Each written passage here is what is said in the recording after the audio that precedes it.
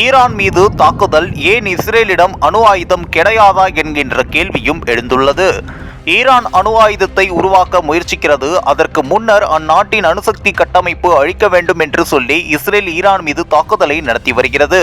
இஸ்ரேலுக்கு ட்ரம்பும் சப்போர்ட். அப்படியெனில் இஸ்ரேலிடம் அணு ஆயுதம் இல்லையா என்கின்ற கேள்வியும் எழுகிறது. தன்னை சர்வதேச பஞ்சாயத்து தலைவராக காட்டிக்கொள்ளும் ட்ரம்ப் ஏன் இது குறித்து வாய் திறக்க மாட்டேன் என்கிறார் என்கின்ற கேள்வியும் எழுந்துள்ளது.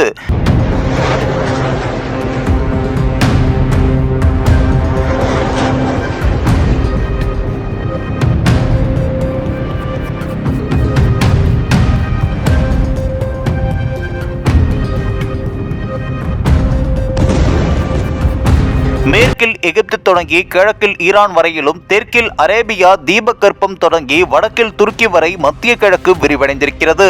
மொத்தமாக 17 முதல் 18 நாடுகள் இந்த எல்லைக்குள் இருக்கின்றன. இவ்வளவு நாடுகளில் அணுகுண்டு வைத்திருக்கும் ஒரே நாடாக இஸ்ரேல் மட்டுமே அறியப்படுகிறது.